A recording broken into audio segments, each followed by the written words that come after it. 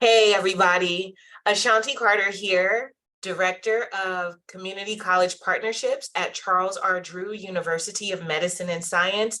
Thank you so much for joining us this evening as we are going to be discussing No Cap, Just the Facts, as our esteemed young people talk about mental health. As you know, July is National BIPOC Mental Health Awareness Month, BIPOC, Black, Indigenous People of Color. It's so important that we get the word out about our mental health. You know what? You guys are in for a treat. Why? Because yours truly, nope, I will not be moderating. I am going to pass the mantle to Evan Bowman. She is an esteemed, fantastic moderator. She's actually a student at Yale University, and she aspires to be a cardiologist. So I'm going to turn it over to you, Evan. Thanks, and have a great conversation.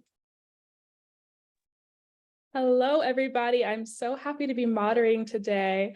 Like Dr. Carter said, my name is Evan Bowman. I am going into my second year at Yale University as an undergraduate, and I also work with the Los Angeles County Department of Public Health as a council coordinator. And I have four of my colleagues that are also youth coordinators and senior youth advisors for the council here today, as well as Dr. Noe Chavez from Charles R. Drew University.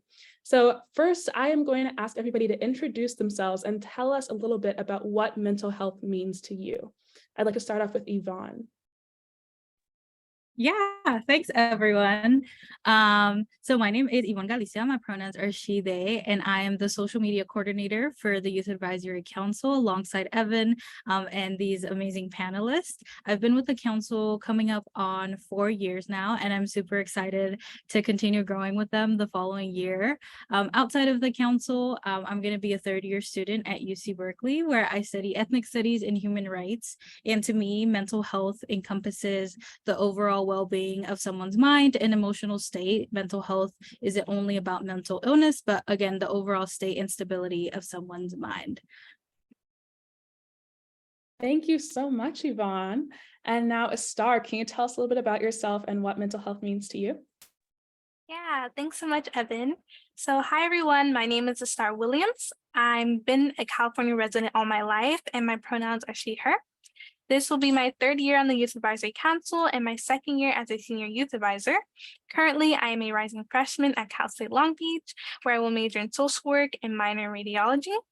And when I think of mental health, I think of it as an overall well-being that encompasses all areas of our lives, whether it's our physical body, our mental state, and it's just a constant need in growing to be our best selves each and every day. Thank you, Astar. I love that. Can we hear from Daniel? Tell us a little bit about yourself. Yeah, thank you, Evan. My name is Daniel Trigo. I am an incoming research coordinator for University Council, now in my 5th year of the council overall. And I'm also a senior at University of Southern California. I am majoring in psychology and minoring in public health. And to me, I feel mental health is an acceptance of the stressors that we may already face, our common everyday stressors, maybe work, maybe school, but also to me, an acceptance of it and also an ability to cope with these stressors. And so to me, that can involve being able to adequately feel that you have a specific workload or situation in control.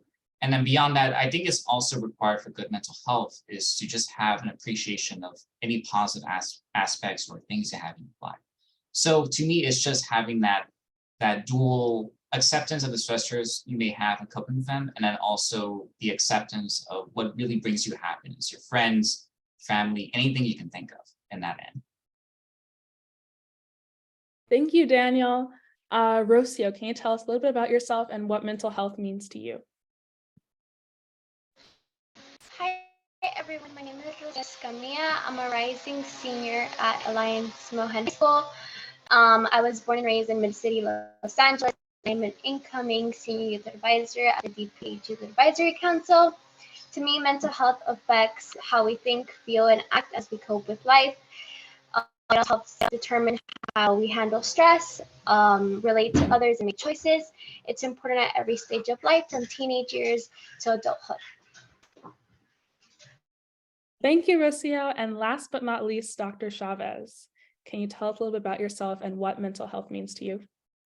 Yeah, so good afternoon, everyone, or good evening. Thank you, Evan, and just honored to be a part of this panel with you all. And so I'm Noe Chavez. I'm a assistant professor at Charles Drew University of Science and Medicine, and I'm in the Social Sciences and Humanities department in the psychology program. It has an emphasis in community counseling. I'm a trained community psychologist. So the way that I think about mental health, and all of you shared, I think very insightful thoughts, definitions of mental health. So I'm not sure what else to add. But I think what I would add is, based on my training and learning in the field of community psychology, is that it's really something that is interconnected with the world around us. So, I see it as more like holistic, as very, ecological. It's really this relationship that we have with all the different people around us, different communities around us, society, culture, the political context, the economic context. So, it's really a dynamic interaction and relationship that is really determined by different factors. And as I think someone that has, positive, healthy mental well-being, has the opportunity to be able to engage in these interactions and relationships in ways that you feel that you can be yourself. Yeah, you have a voice in that process of relating with others and the world around you, and especially with nature and the environment. So those are some thoughts that I have about mental health. Thank you. Thank you so much, Dr. Chavez. I want to talk a little bit about what influences there are on our mental health, especially as young people. We all know the pandemic has put mental health on the forefront. How do you manage your mental health, or how did you manage mental health during the pandemic? And I'm going to ask Astar. Yeah, so I know for all the cons of the pandemic, it was really one big pro for me, especially, was isolation caused a lot of self-reflection within me. And so for me personally, it really helped me to improve my mental health, because I was no longer focused on my appearance and how others perceive me. Being a high schooler at that time, we did everything we could to fit in, and so others' opinions of me were very important. And so during the pandemic, I just was able to focus more on myself and kind of let that go. And it just really allowed me to create healthy habits for myself that I might not have because of the opinions of others and not wanting to feel like an outsider, such as like working out more and drawing more. And these are habits I still have today. And I'm thankful for the pandemic and instilling me, because it gave me kind of the self-confidence and assurance in myself to be able to do these things no matter what others think. Yes, those healthy habits can be so important for our mental health. Yvonne, can you tell us a little bit about how you managed your mental health during the pandemic?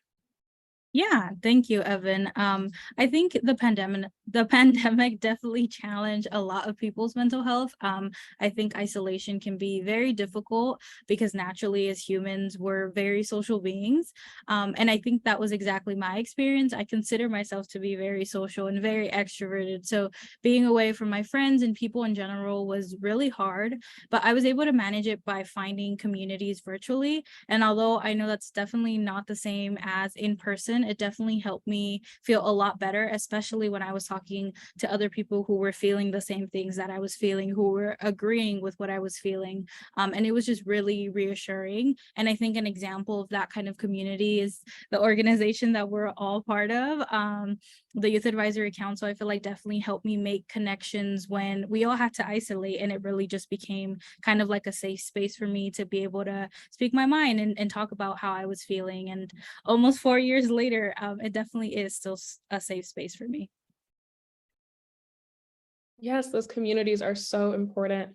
I want to stay on this subject a little bit because we talked about managing our mental health in the midst of the pandemic when we were at that sort of peak in isolation, but now we're kind of returning to this new normal. So how have you been managing your mental health? What struggles have been popping up in this new transitional space? I'm going to ask Rocio. Yeah, so I think a struggle for me is definitely socializing. I feel that prior to the pandemic, I would consider myself extremely extroverted and a social butterfly, as some may say. I wouldn't be shy and extremely like open to conversate with anyone, literally everywhere. However, as returning to normal, it's been difficult. I find myself more shy and hesitant to talk to people, and I don't really know, so I'm like not really comfortable with others. To manage like my social anxiety, what I've been doing is I challenge myself. So whether that meant applying to programs like YAC, or engaging in programs that have similar interests as me, motivations or passions. Therefore, so I won't be as awkward and it'll be easier for me to bond with them and make more friends. Thank you, Rocio. Daniel, do you have anything to add on the subject? Yeah. So I think for me, when I'm thinking about issues I've been coming across in the past couple of years, at least on a personal basis, I think to me with the pandemic, one of the biggest issues I think early on was basically the big switch to screens. Instead of being in our physical campuses, school, and our offices, we were now forced to move to our computers and basically hold our entire work lives in there, to have our meetings, any other kind of social activity would have to be through there too. And I think as a result, in the past couple of years, what I've struggled with is really being able to balance a physical and a digital life, so to say. To me, I think what I struggle with specifically is sometimes you kind of just sit there doing work like for hours at a time, especially because now we also have digital meetings with Zoom, for example. You kind of just sit and stare at your screen for 4 or 5 hours at a time. And you realize to yourself, I do not feel good today if I'm doing this all the time. And so what I had to really do on that end was, one, being able to have a kind of time management schedule where I could be able to form my tasks efficiently, make sure that I am staying on task when I am doing what I need to do, but then also prep a specific part of that schedule to give myself the time to be outside, to do things that are not specifically inside my room. I think it's really important, even if it's maybe kind of cliche to say this, but it's just really important to get that time outside, even as we're kind of being indirectly encouraged to shift most of our lives to our computer screens, to our phone screens.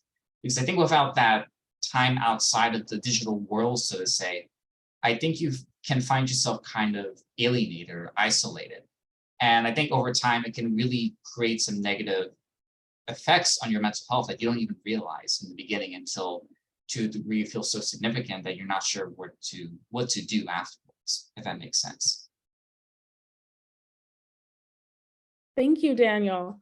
And that's so poignant. So speaking of that digital world, recently social media platforms have come under a lot of scrutiny with regard to the spread of misinformation about COVID-19 and even about political issues.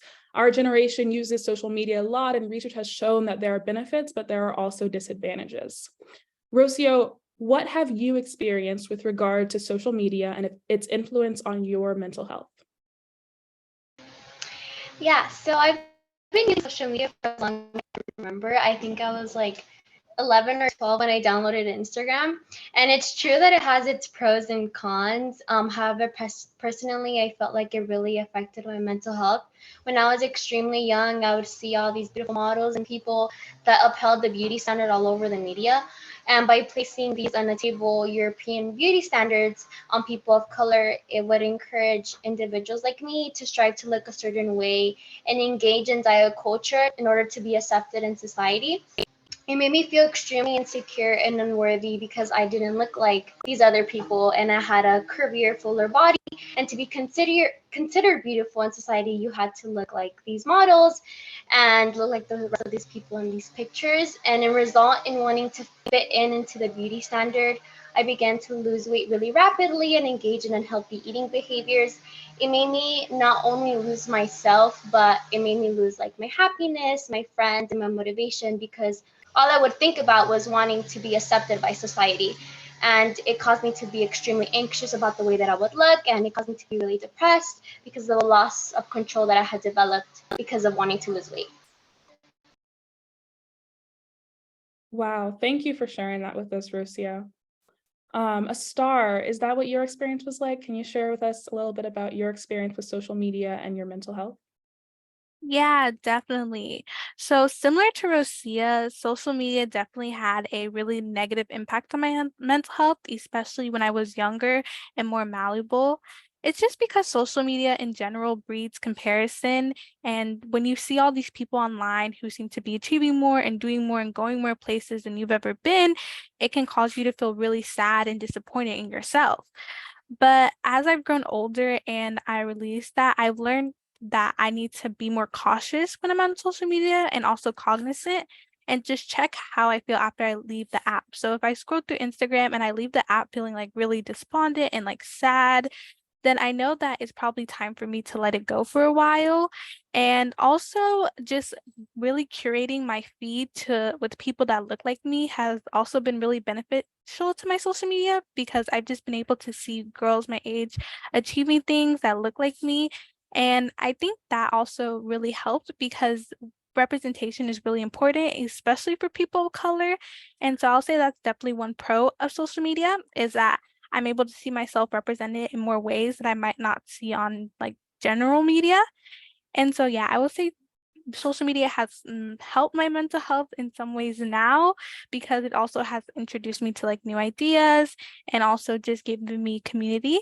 But I think social media should always be used with caution, because you never want to get to that point where your whole life is comparing yourself with others. Yes, thank you, Astar. Dr. Chavez, could you tell us a little bit about how social media has influenced BIPOC culture with regard to mental health? Yeah, thank you for the question. And it's just been great listening to you all talk about your experiences with social media. Like for me, I didn't grow up with social media, right? So it's a different experience. You have a different generation where and you speak very well in terms of you're very cognizant of the impact of social media and like your feelings, and then recognizing when you need to take a break, when you need to like not engage with it, right? And engage with your friends and out there, right? And I think in terms of social media in general, for youth in general, I can say that you're right that there's pros and cons. People are sharing there's pros and cons to it. Just last month, the U.S. Surgeon General issued an advisory on the impact of social media on youth, that there needs to be more work, more research to understand like more fully like how it impacts the well-being of everyone, and especially young people like you all. And even emphasize that there's not sufficient understanding that information about whether it's safe, right? Safe for us. So I think that's something to think about, that, this, which has been around now for some years, right? I think since the smartphone started, the rise in smartphones, like around 2012, you started seeing a parallel of the rise of the usage of social media, and also the rise in mental distress of young people, and specifically like loneliness. And even I think recently to the U.S. Surgeon General issued another statement about that one of the new public health epidemics is loneliness, the rise of loneliness in society. So you sort of have the social media, the usage going up in the past 10, 11 years, and then also the rise in mental health challenges that then were exacerbated with the pandemic. And then when you think about specifically for BIPOC youth, like you all mentioned, also having seeing people out there on social media and the images that you see, that what's sort of promoted as the ideal body type, or not feeling that you're connecting and can relate to who you see are dominating the social media platforms and so forth, not feeling that you have a voice in terms of your identity and who you are in that process.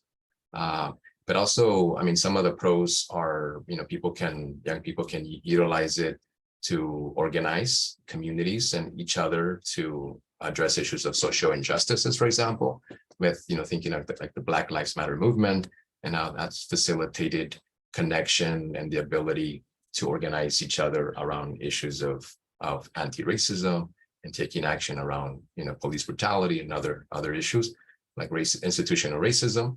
But there's been research at the same time finding that as, young people of color are engaging and using social media for activism, that also has been associated with, exposure to more like racial discrimination because of misinformation that's out there, or people, perpetuating racist comments, bullying on social media platforms and so forth. And then that's has an association with, depressive symptoms, with anxiety, with alcohol use disorder, and also with other drug use. So there's growing research examining these associations. And again, it can be utilized in a way to organize your community and find connection with others. But at the same time, then you're exposed to all that there is in the social media world. And how do you then balance that to protect yourself from, from all these different factors? Thank you, Dr. Chavez. Yes, it's all about that balance. I'm going to shift focus a little bit, and I'm going to ask Daniel, how has music influenced you? Do you think it's had a negative influence on our generation as a whole, and why?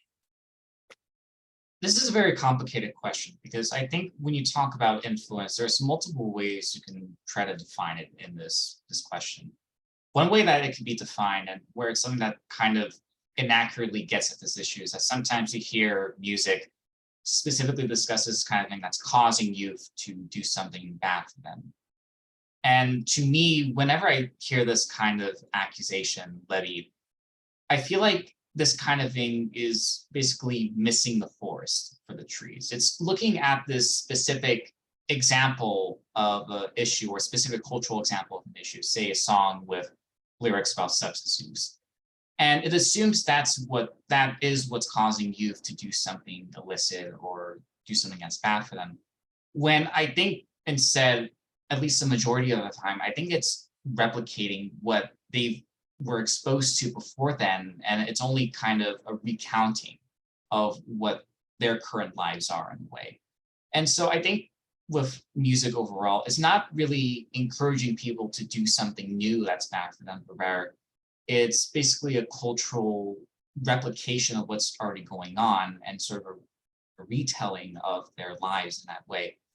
And so I think a better way to describe a possible negative influence is not something that's causing you to do this specific thing, but rather is it something that it could be inadvertently normalized, those kinds of issues. Because even if we take music as an art, and music is an art, where we can take these lyrics at their face, because of course, we shouldn't be saying that artists are encouraging their listeners to be doing this or doing that. But I think even with that, there is this still potential inadvertent normalization of issues where maybe it discourages listeners to really confront their maybe current socioeconomic situations or maybe their personal issues. And maybe to a degree, it could be encouraging these listeners to kind of shut themselves away from these issues on a mental level and to just kind of live life with it, which of course isn't a good thing. So I think we would have to define negative influence on, is there a potential normalization that could be occurring in an inadvertent way? And then how could you find a way to really go against that normalization and show listeners that there are ways out of these issues that we often face and maybe we even feel in some cases are inescapable or unpreventable? Thank you, Daniel. A star, what do you think? I'm sorry, not a star, Yvonne. Is that your opinion as well? What do you think about that? Yeah, thanks, Evan. I definitely can echo some of Daniel's points, but I think personally for me, music has definitely influenced me in various ways. It has for sure had, I feel like, a very emotional impact on my mental health, because I think that music has the power to evoke very strong emotions. It can definitely uplift spirits and can promote happiness, and it can create a lot of feelings of joy. And I think most importantly, it can bring a lot of community. And I think that's exactly what, at least for me, Spanish, specifically Mexican, like regional music has done for me. So many artists tell their stories in that music, and they tell those stories and they become extremely relatable for me and millions of other Mexican Americans around the world. So it has 100% brought me closer to my community, to my culture, and to my roots. But just like it has had that power to do that for me, I think it can also have the power to maybe do the opposite for a lot of folks. It can definitely invoke feelings of sadness and of anger, depending on someone's experience. But to segue into the second part of that question, I think with anything really, there will always be pros and cons. I think that music can have a negative influence on some people, especially maybe in my generation that might be a little bit more easily influenced by social media, but I don't think that's always the case. I think that's rarely the case, to be honest, that it has a negative impact. I think music has definitely done a lot more good than bad. It can create, and it has created, so many opportunities for people to gain platforms that I truly think deserve it. And I think that people who say specific genres have bad influence on people are extremely ignorant and simply spreading misinformation, because you cannot make a straight yes or no statement on an entire genre of music that has thousands, probably years of history. I'm thinking specifically of a very famous clip of an interview with Geraldo Rivera, which Kendrick Lamar actually sampled in one of his songs. But Rivera says, and I'll quote what he says, "Hip hop has done more damage to Black and brown kids than racism has," which is completely false. And you can just say this without having to know anything. It's definitely a lot of underlying racism and anti-Blackness in that statement. And I feel like I see comments like this often from older generations, and comments like this are not related to specifically music at all, but again, to race and racism, because you're in attacking an entire genre that is dominated by Black artists who use their music to represent their history and their culture. And I think that a lot of people of my generation will think the same as well, that music is much more than just complicated noises. It is truly rich history for so many people, and it is definitely more positive for our generation. Wow, thank you, Yvonne. I think we keep coming back to this idea of community versus isolation in regards to mental health. So thank you for that. So we've spoken a little bit about social media, we've spoken about music. What about a third form of media, movies, which are, such a poignant topic? So movies are becoming more violent and teens are being more sexualized in television. Is this art imitating life or vice versa? I'm gonna ask you, a star. Yeah, so when I first heard this question, the first thing that came to my mind was the show Euphoria. And I feel like Euphoria really encapsulates this question, because I don't believe that it actually gave an accurate representation of the teenage life. I think the show definitely was sexualizing teens, but not only that, it romanticized things like toxic relationships, drugs, and mental health issues, which I think is sad, because the show could have had a really powerful message and it could have really helped teens learn how to better their mental health. But instead, it chose to be inappropriate and treat teenagers like these sex crazed, drug addicted lunatics. And so I think, and it also caused teens to dress like Euphoria, the whole trend of dressing like Euphoria in high school, which further promotes the idea that children no longer can like have an awkward phase or just, be like a middle schooler. And it just really further the idea that once a kid leaves elementary school, they have to wear a crop top and have a full face of makeup. And so I just think that these shows more so are pushing these ideas on children rather than reflecting how real teens act in real life. Thank you, Astar. Yvonne, what do you think about movies and TV these days? Yeah, I feel that perhaps we see a lot more violence and sexualizing because I feel like maybe this generation isn't super afraid to censor a lot of things. And I know that sometimes it can be difficult and hard to see certain images and realities, but I think it's important to learn in order to know how to address them. I know right now Star mentioned Euphoria as an example, and I think the concept behind it, or what I would hope was the initial intention behind it, was good, to talk about how drug use has affected teens and how it has affected their mental health. But that specific show did have a lot of unnecessary sexualizing of supposed minors and definitely romanticized a lot of toxic relationships. I will not deny that. But I think it reflects the type of content and kind of behavior that we're seeing today. As again, Nastar mentioned previously, that a lot of these like preteens or teens are kind of skipping these awkward, silly kind of kid phases that a lot of us had and just jumping right into like peak teenager makeup and revealing kind of clothes thing.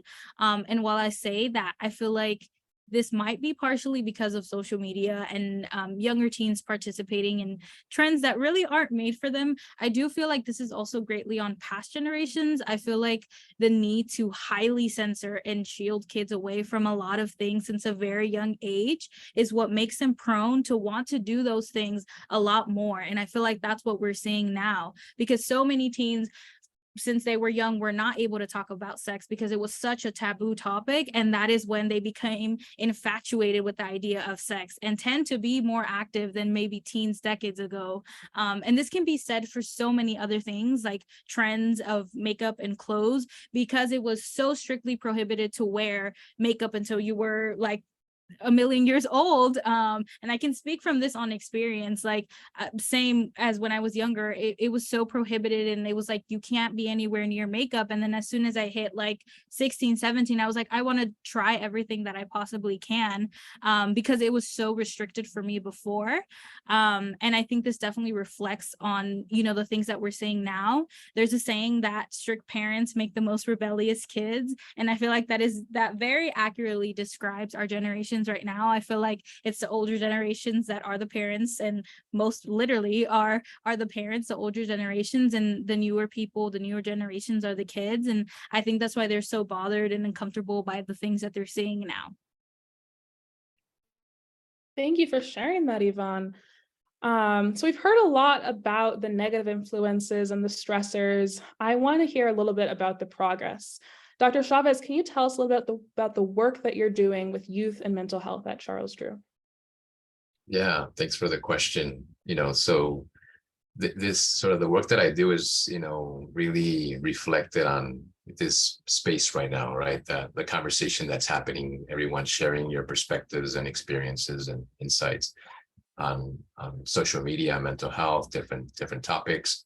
And that's the reason that I do the research that I do, which is youth, guided by the framework of youth participatory action research, is really to learn from the voices of young people like you all, and improving research on different issues like mental health and health equity, and issues on developing better interventions and programs to help address different health inequities in our communities, including with young people and parents and families. So my focus is really creating more opportunities for young people to contribute in sharing their perspectives, and informing research and advocacy. And so, for example, I work on various projects. One, I can maybe share a little bit about like 3 particular projects. I won't go into depth because of the time, but one project is in partnership with the Community Healing and Trauma Prevention Center, which is where all of you are working in the Youth Advisory Council, and it's basically developing better or just approaches to include youth voices in addressing gaps and the need to improve resources and support for mental health of youth in South Los Angeles. And so in particular, I've been doing some focus groups Just interviewed, some young people that I work with on another project in What's Rising last week.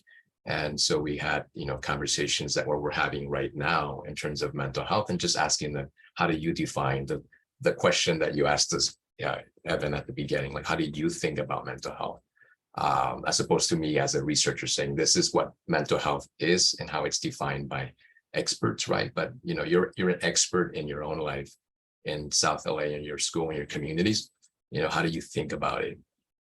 What are the issues of social justice that are, impacting your mental health? How does school impact your mental health, your neighborhood, your community? And what kinds of actions have you engaged in to address these issues, right? And all of you seems like you really are working on taking action. So it's not just, a space to share your perspectives, but then like come together and then sort of figure out what kinds of actions we can take to promote change and, community and social change. So that's sort of one project that I'm working on, and it's doing these focus groups to inform then a curriculum and a program on youth mental health at the Healing Center. And then another project is with youth that I just mentioned that I interviewed for, focus groups on mental health last week, and it's on working with What's Rising. And, it's building the capacity of young people to help us in, developing, they helped us develop a survey to assess the needs and assets of residents in Watts. So, they're at the point that they've helped us almost collect 700 surveys and to understand better what are the needs and health issues, mental health as well, of residents living in Watts. And they contributed their input in developing the survey, collecting the data, and then they're going to help us also with, analyzing the data. And then another project is working with colleagues from other universities, in particular from the University of Colorado, the University of Florida. And we conducted a virtual intervention that was last year. And it was basically to explore the impact of COVID-19 and social injustices like racism on the mental health of young adults. So like 18 to 24-year-old, mostly like college students. And it was youth from California, particularly from South Los Angeles, then youth from Colorado, youth from Florida. And so we came together in a virtual space like this, and they connected with each other. We engaged them in developing art, drawing, poetry, photography, and them expressing about their feelings and how they navigated, the pandemic, the challenges, and then also in particular with the focus on issues of justice for young people of color and including immigrant youth.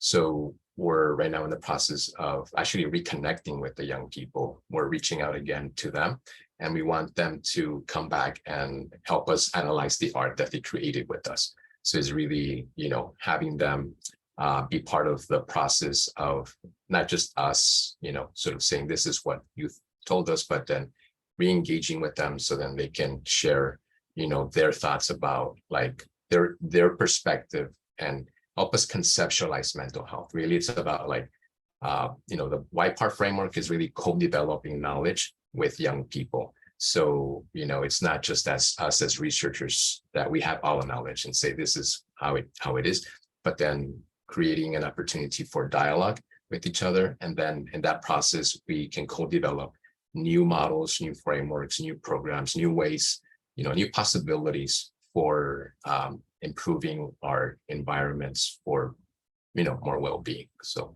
those are some of the projects that I'm working on.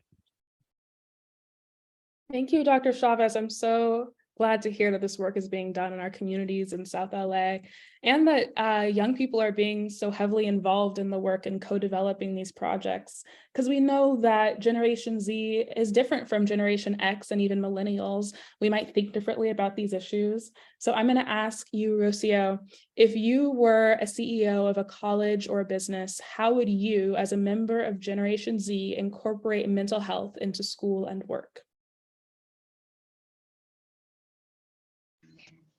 Yeah, first off, if I was a CEO, I would incorporate education on mental health and kind of like decreasing the stigma that there is around it, and also making sure that every worker feels heard and that their mental health is valid. Because I feel like a lot of the times people may not speak about experiencing a dip in their mental health because they're insecure of what they might say, or they might feel that they may seem as weak. And I want to make sure that they don't feel that certain way. And if there's any way that they need a break, or if they need more support, such as like taking rest days and just incorporating more flexibility into the work environment so that they feel more comfortable and more prepared to be in that work environment once again. Thank you, Rocio. What about you, Daniel? What do you think? To me, there's a lot of practical solutions that you can implement for this kind of thing. And there's so many things you can go into on that end. But I think one thing I also want to mention when it comes to a potential idea I had in regards to cultivating a social culture that encourages good mental health is, I think if I were running a school and I would talk to my faculty, or if I were running a company, I would talk to my employees, the kind of thing I would ask them to do if they were confronted with, say, maybe a coworker or somebody related who may not be doing as much work as they have recently or something similar, I would ask them to think to themselves consciously when they come across this kind of situation. It's just something where it truly is where this employee or student just is not motivated to do the work? Or is there something deeper going on in regards to their mental health, something that could be serious for them? And maybe they feel too embarrassed to really reach out about this kind of issue. And as a result, it negatively cuts back on how they're able to live, including their work and outside of their work too. So again, of course, not every of these kind of situations is solely due to the mental health issue, but it's a possibility we have to consider. So we have to ask these people, employees, professors, we have to ask them when they come across this kind of situation to be cognizant of the potential issues that they might not even be aware of, and be able to reach out to whoever's could be potentially impacted, even if it might not be that kind of issue occurring when it comes to our mental health. Having somebody reach out to them could really create a important bridge in regards to being able to discuss their mental health issues or their issues with their life that may be impacting how much they can do. And when you create that bridge, if that kind of thing is occurring, creating that bridge really allows them to take another step. Maybe they can seek out another kind of resource that maybe helps bring them back up. There's a lot of ways where if you accidentally prevent that bridge from being created, then I just think it leads to a risk where maybe that person just isn't or feels isolated when it comes to those kinds of issues they're really experiencing. So I want to create a culture ultimately that ensures that kind of isolation isn't being felt among my employees or my students. Thank you, Daniel. And last but not least, Astar, what would you do as CEO? Yeah. So if I were a CEO of a college or business, I would just really want to cultivate an anti-stress environment, because I think stress is probably one of the leading factors in not only worsening, but maybe even sometimes causing mental health issues. And so I just want to make sure that my workers have a non-stress environment, which I also think will stimulate productivity. For example, by allowing them to have more vacation times, inserting shorter amount of working hours, and that they need to make a livable wage, as well as place things like gyms and spas either inside or by like my company. I think this will just all accumulate together to just allow my workers to have better mental health, because they won't have to stress about how much hours they're working, what they can do, like if they're going to go on vacations and things like that. And so I just think daily stress is a big contributor of mental health and mental illness. And so I just really want to make sure my workers aren't going to struggle with that, from me at least. Thank you, Astar. And now this next one is the big question for me. Where do we go from here? So research has shown that Generation Z is the most racially diverse and fastest growing sector of the electorate. How can we use our power of civil engagement to advocate for more mental health services? I'm going to go to you first, Rocio.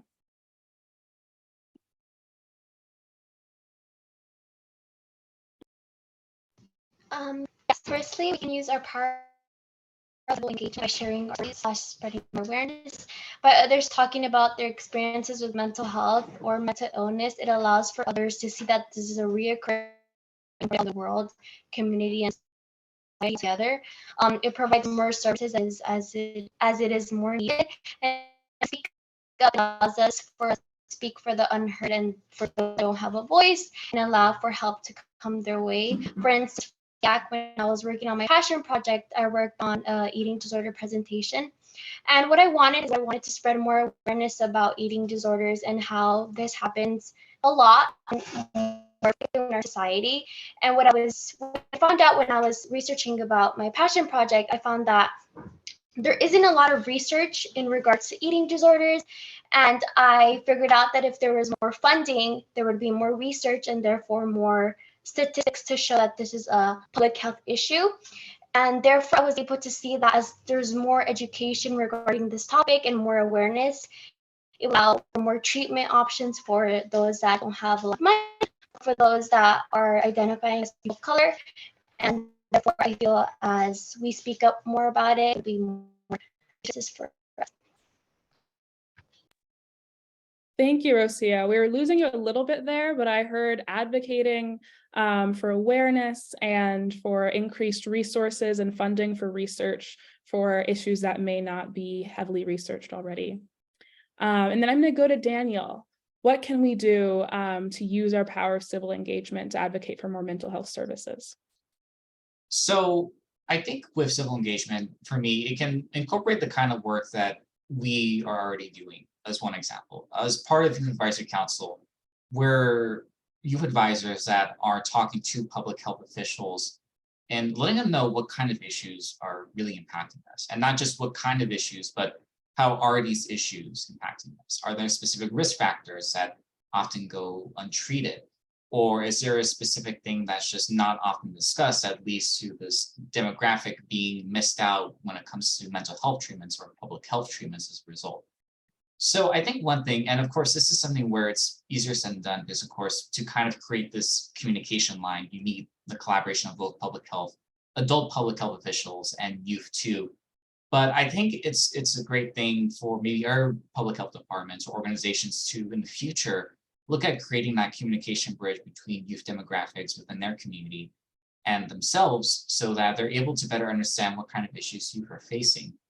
And I think beyond Youth Advisory Council, even if you don't have that kind of organization in the meantime, you can still look to our ways to maybe talking to who creates change in your community as a way of basically finding a communication pathway towards being able to open up the possibility of wider mental health services or public health services.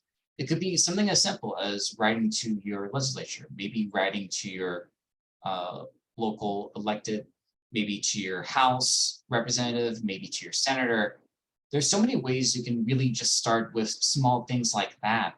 And it really lets adults know that this is an issue that, even though I've never heard of it before, it's still something that is impacting youth. And if I'm now only hearing it for the first time, then that means that there's something where I have to be able to get into this issue immediately and be able to create resources for my community. Maybe it's through creating bills, maybe it's through our means. In either way, we need to have adults be aware that we're even experiencing these kinds of issues in the first place. Now, of course, there's no guarantee regarding if these issues are immediately solved when we do these kinds of things, but it's something where even if you have that communication opened up in the first place, it can really do wonders in the future over time. Yes, absolutely. That is what the Youth Advisory Council is all about. But anybody and everybody can participate in this type of advocacy. I want to ask you, Dr. Chavez, what else can we do to let our voices be heard? Yeah, I think, everyone has shared a lot of, just great insights about what can be done, right? I think what I can add, also be, given time, just briefly, is like that Daniel was talking about, is like having an opportunity for young people to communicate with the public health officials, with other decision makers, and schools and communities, to really, for them to better understand the experience of young people, right? What they're really going through, their perspectives on issues, and and be able to contribute to the decision making on what kinds of programs and resources are developed. That's sort of the goal of the Youth Advisory Council at the Healing Center. And I think for us as adults, as like researchers or advocates that work with young people, is also to then really kind of check our own biases and the way that we typically do the work in research or advocacy is to challenge ourselves, right? To kind of maybe rethink that maybe some approaches that we've used for a long time haven't really worked, haven't been effective. So what other approaches can we utilize that are more innovative?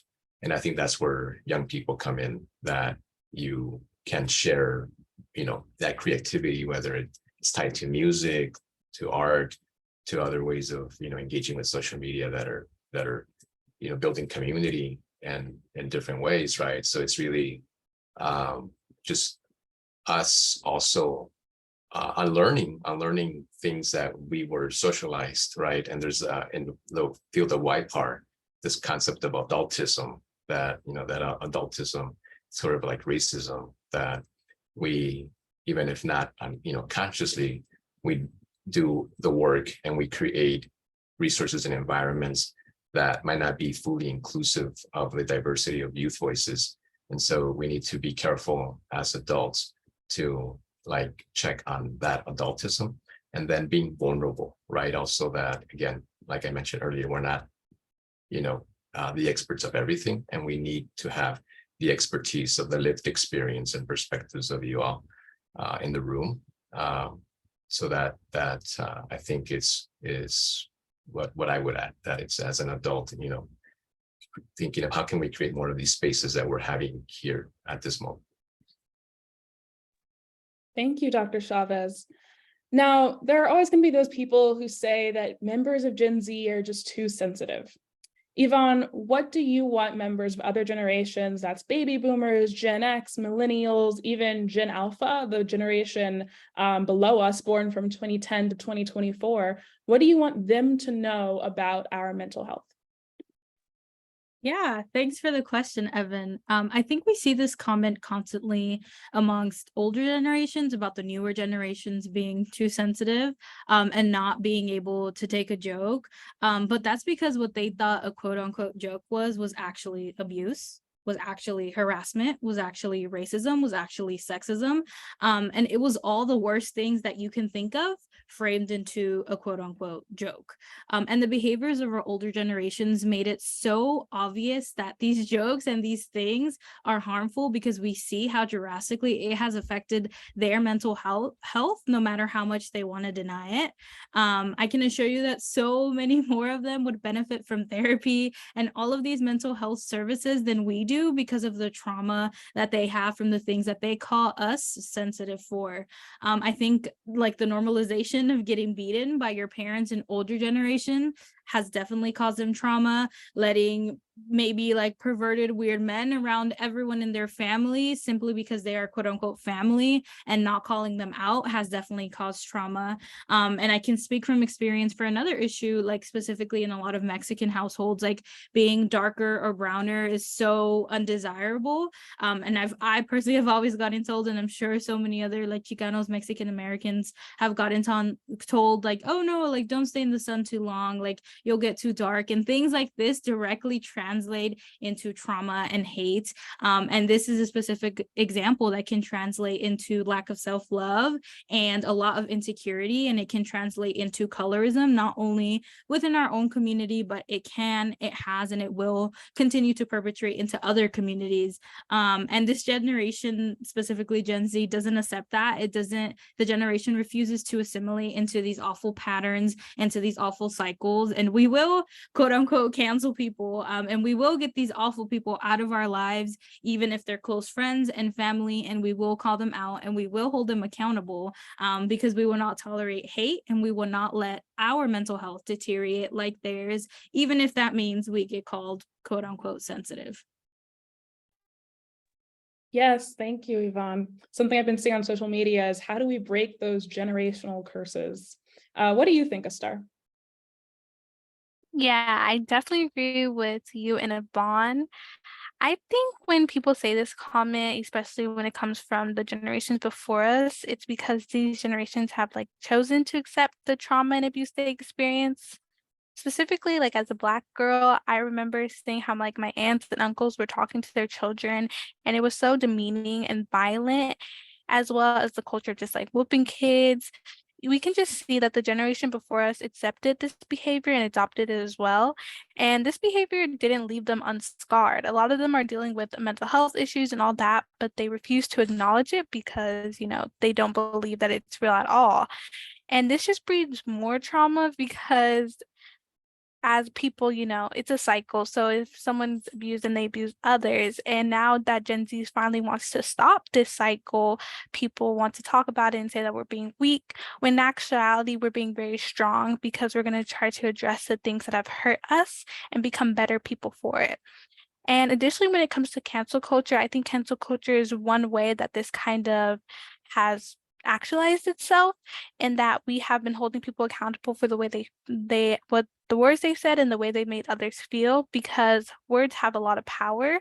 And even if someone didn't seem as serious, or as you didn't feel like you felt like it was just a joke, to other people, a lot of things have historical significance and background that can be honestly very violent when said. And so I just think overall, Gen Z is just trying to become a better generation and just fixing our mental health and the traumas within us so that we can make this world a better place. Thank you so much, Astar. Dr. Chavez, you've heard that Generation Z is the most racially diverse generation. Why is it important that we have culturally appropriate mental health care? Yeah, I mean, I think it's just culturally appropriate mental health is just fundamental to everything. I mean, just mental health is fundamental to everything. If you don't have, wellness, well-being, then it's just hard to think about anything else or function, be able to, have healthy relationships and feel like your life has purpose and it's meaningful, that you have, you're able to achieve your dreams and your goals. So I think it's just, as we're talking about mental health, it's just so fundamental, right? And then culturally appropriate, culturally responsive, whatever term, there's different terms that are used. I think, another term is cultural humility, really having cultural humility. And as a healthcare provider, understanding the diversity that exists in terms of cultures, and including not just racial, ethnic, but also thinking of, gender identity, sexual orientation, immigrant status, spirituality. So it's just a different types of diversity that exists right now. We're living in a world where it's just becoming much more diverse.